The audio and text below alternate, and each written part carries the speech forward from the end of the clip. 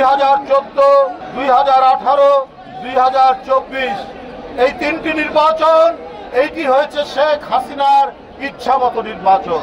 এখানে ভোটের দরকার পড়েনি, এখানে নির্বাচনের কোনো নিয়ম নীতি দরকার পড়েনি।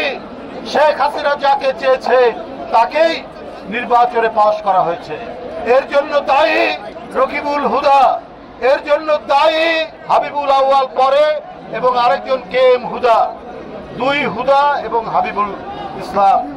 হাবিবুল আউয়াল এরা জনগণের যে ইচ্ছা, ভোটারদের ইচ্ছা মতো তারা নির্বাচন করেনি।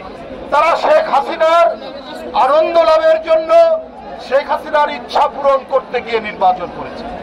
অবশ্যই এরা অপরাধী, এদের বিচার হতে হবে। তবে এই বিচার হতে হবে আইনসঙ্গতভাবে। বিচারের যিনি আসামি সেও নিরাপত্তার সাথে আপনার বিচারালয়ে আদালতে হাজির হবে। কিন্তু বিচারের আদালতের প্রাঙ্গণে কাউকে ডিম ছুঁড়ে মারা হবে, কাউকে জুতা নিক্ষেপ করা হবে এবং বাড়িতে লোকজন গিয়ে তাকে টেনে হিচড়ে বের করবে, এইটা বিএনপি কখনোই পছন্দ করে না এবং বিএনপি এই ধরনের ঘৃণ্য কাজের পরিপন্থী। অবশ্যই যারা এই কাজের সাথে জড়িত তারা যারাই এই কাজ করেছে তাদের অবশ্যই এই সরকারকে খুঁজে বের করে তাদের দৃষ্টান্তমূলক বিচার করতে হবে। পাশাপাশি যারা গণতন্ত্র ধ্বংস করেছে, যারা নির্বাচন ধ্বংস করেছে, যারা দিনের ভোট রাত্রে করেছে, যারা দামি নির্বাচন করেছে, যারা বিরোধী দলের মনোনয়ন প্রত্যাশীকে সে মনোনয়ন জমা দিতে পারেনি, এর জন্য দায়ী এই 3 নির্বাচন কমিশন। তাদের আইনসঙ্গতভাবে বিচার হোক। তাদের বিরুদ্ধে মামলা হয়েছে, সেই মামলা অনুযায়ী বিচার হোক।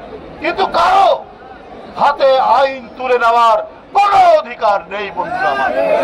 আমি অন্তর্বর্তীকালীন সরকারকে বলতে চাই, আদালত প্রাঙ্গণে পুলিশ দাঁড়িয়ে থাকে নীরবভাবে, সেখানে কি করে একজন আসামির উপর আক্রমণ হতে পারে? আসামির নিরাপত্তা তো সরকারের, তাহলে পুলিশ কি দায়িত্ব পালন করছে না? পুলিশের মধ্যে কি দোসররা আছে যাতে ডক্টর ইউনূস সাহেবের সরকারের বদনাম হয়? এই কাজ করছে। আপনারা দ্রুত এই বিষয়ে ব্যবস্থা নিন। আমরা বারবার বলেছি আবার মহামারীর প্রাদুর্ভাব দেখা দিয়েছে, ইতিমধ্যে মানুষের মৃত্যুর সংখ্যা বাড়ছে। আমরা দ্রুত ব্যবস্থা নেওয়ার জন্য স্বাস্থ্য উপদেষ্টাকে বারবার বলেছিলাম। এই করোনার প্রাদুর্ভাবের মধ্যে স্কুলগুলোতে কিভাবে ক্লাস হবে, সেখানে কিভাবে সামাজিক দূরত্ব নিশ্চিত হবে, সমাজের মধ্যে কিভাবে সামাজিক দূরত্ব সোশ্যাল ডিস্টেন্সিং মেইনটেইন হবে, এই ব্যাপারে সরকারের দিক থেকে কোনো গুরুত্ব নেই। অথচ প্রতিদিন খবরের কাগজে আমরা ডেঙ্গুতে মৃত্যুর ঘটনা দেখছি।